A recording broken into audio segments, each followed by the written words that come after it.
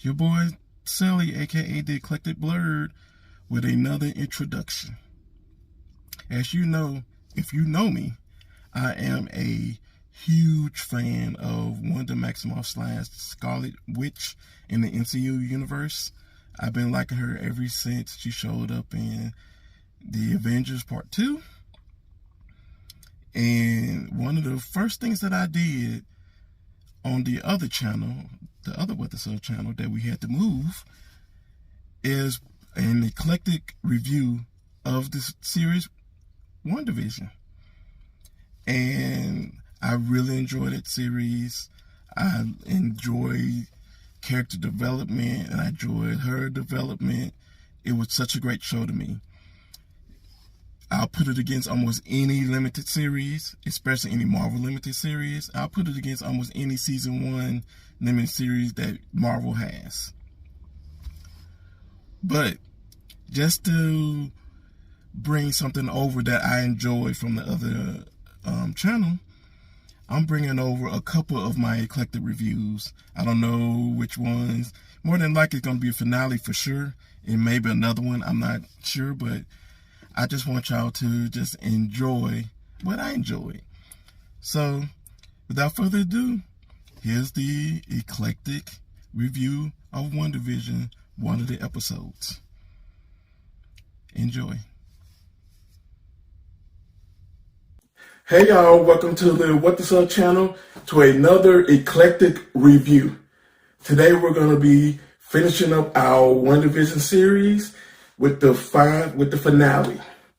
It's called the series finale for WandaVision. Before I begin, I'd like to give a brief overview over how I feel about the episode. And just like all the other episodes, you get a ooh-wee. I really felt like this series was made just for people like me. But I'll get into it after this review.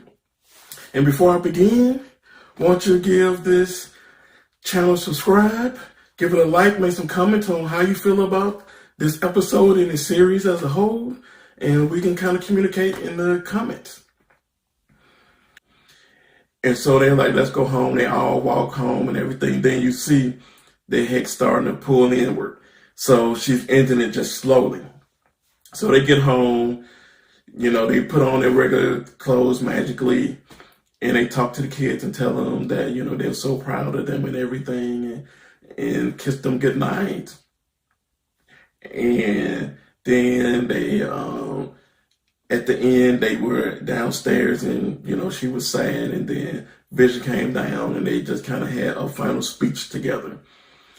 And he was like, I know I'm just normally a machine and everything, but now I'm a memory. And we have to say goodbye again, but we said goodbye once before. And she's like, but maybe we can say hello another time. And he actually cried a tear as a machine. And she told him that she was part of the Mind Stone that's in her. And, you know, all of that was kind of in the conversation. And he kissed her, and then all of a sudden, sucked up. Everybody got sucked up. And that was a little sad. I just kind of felt sad for her. But all the sucked up, then she still started walking in town with a hoodie on. Of course, all the people looking at her sideways. I probably would too, but, you know, I'm thinking to myself, what y'all gonna do to her? What you gonna do? You can be looking sideways. You're lucky you ain't kill you, bro. But anyway, so Mom was like, okay, so what you finna do? And she was like, and Mom was like, look, I'm not mad at you. I know if it was me and I had your powers, I would do it too, to bring my mom back. And Monica was serious about that statement, and which I serious about it, right? So all that's going on. And so she decides to just kind of walk out of town and said, I'm sorry and everything. And she kind of goes off somewhere. And the next thing you know, That's basically the end of the show. Then we get a mid-credit scene. Up in there, we have Jimmy Woo running around telling people what to do, like he got promoted or something. So he looked like he's running something now. I was like, oh, Jimmy got promoted there. Go ahead, Jimmy Woo. So maybe is he gonna have a show, or is he just gonna show back up in Ant-Man? Or did they, because of the popularity of this show and the popularity of his character, are they gonna do more with him now? Because he's kind of like coasting a little bit was in the movies. But, you know, Jimmy is so funny. I'm still so, I don't know when to say satisfied, but it's so great that he actually learned those magic tricks that Scott was doing in Ant-Man. That was just such an interesting touch for the show. So he's commanding everybody around. Then, like, he asked Monica, like, hey, what Darcy? And Darcy's like, look, she said Darcy didn't want to do no debriefing, so she left. So my guess is Darcy's showing back up in Thor, the third one, of course. And then somebody said, Monica, let's go. Somebody wants to see you in the theater. So she go down there, and it's a scroll. Interesting. I think that's what they're called. You know, my mind is so blown right now, but I think they're called that. If I'm wrong, just tell me in the comment section so you can correct me, let me know what it really is. And told her that, hey, somebody know your mom want to talk to you. You've been grounded. And they're like, okay, I'm finna take you. We want to meet with you. And he's like, where? And she pointed to the sky. And this lets you know that this series was supposed to be in probably the last series on Disney Plus, because it's supposed to lead straight into Doctor Strange 2 and into Captain Marvel 2.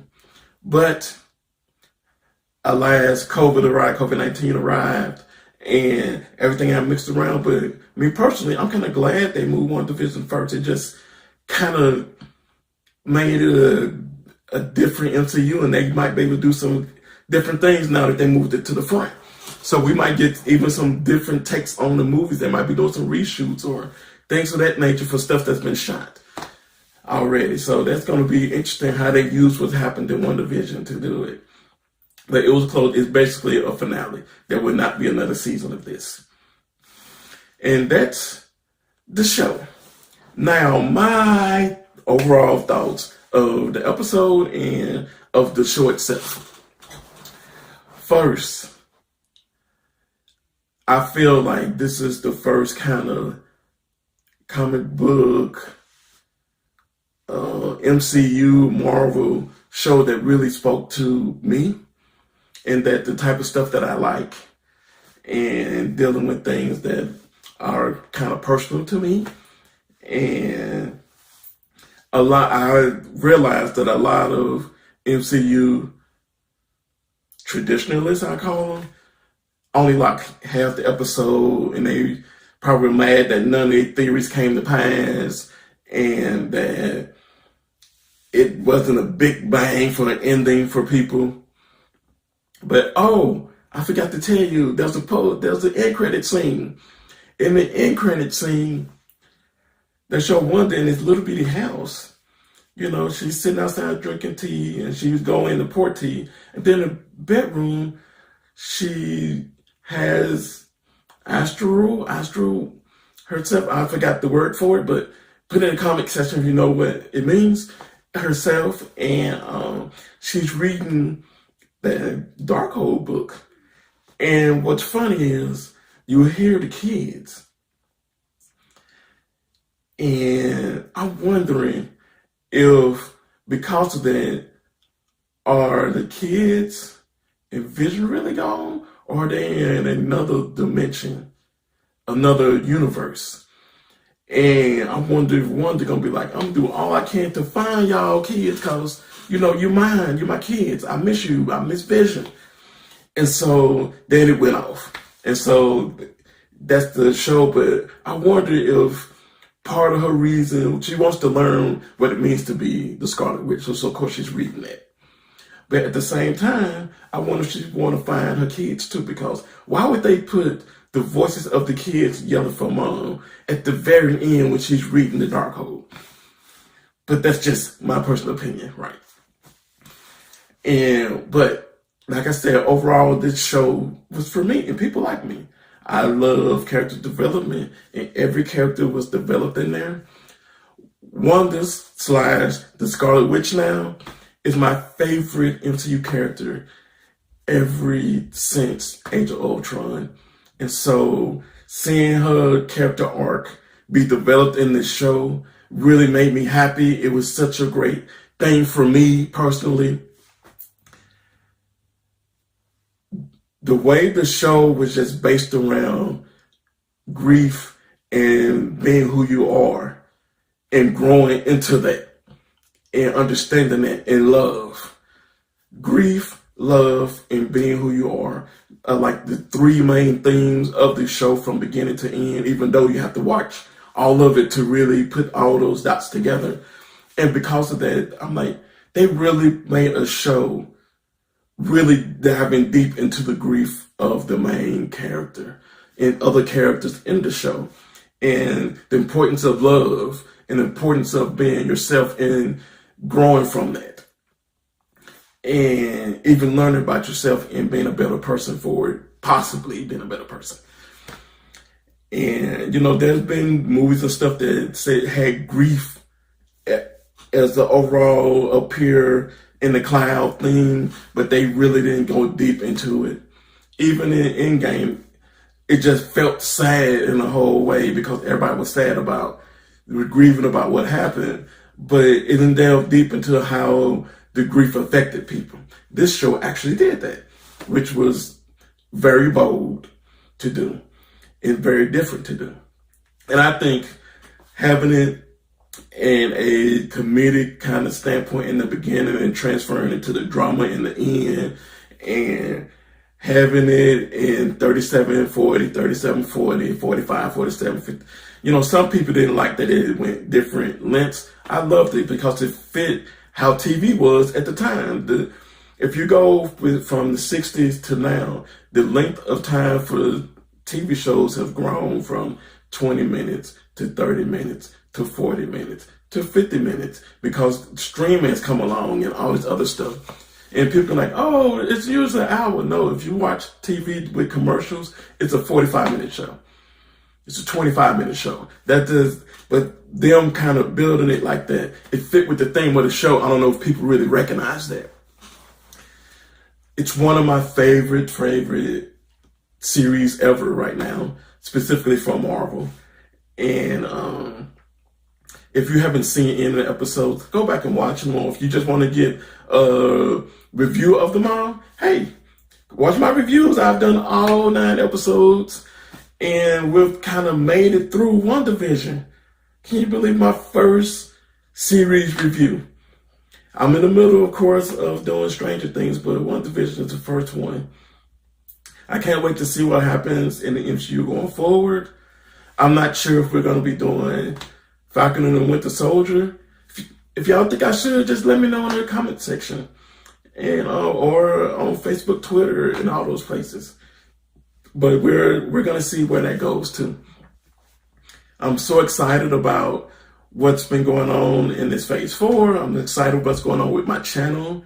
And so if you like this channel, if you like what we're doing here, go ahead and give this a subscribe, give it a like. If you want to talk more about this stuff and be specific with me and go back and forth, you can follow me on Twitter at Blerd Eclectic. You can follow me on Instagram at _eclectic_blerd. You can also follow me on, not me, but the channel on Facebook at What the Sub. Again, I really love this season. I love what it was all about. I love that the director was bold and different in what she did, and that they closed it like the director wanted to close it, and they didn't do what all the fans would have wanted them to do. They followed and stayed true to what the show was about, and they ended it in a way that kind of closed loops up for for the characters. Not necessarily for people watching, but for the characters themselves, a lot of the loops were closed. And I'm so excited for what happens with Monica next. I'm glad they introduced their character to me. I'm excited what happened with Jimmy next. I'm excited what happened with Darcy next. I'm definitely excited to what happened with Wanda next, because of course, Agatha said, oh, the Scarlet Witch is more powerful than the Sorcerer Supreme, which is Doctor Strange. So we're really going to see what's going to happen with Doctor Strange. Is she the villain? Is she not the villain? What's going on? But either way, I'm glad that Wanda Scarlet Witch got to live through the season. I was scared she was going to fall out the MCU, but she didn't, thank goodness. But again, thank y'all for coming through. Man, I really enjoyed talking to y'all about this series, and I can't wait to talk to y'all about more stuff and to interact with y'all. All right, y'all. I'm out.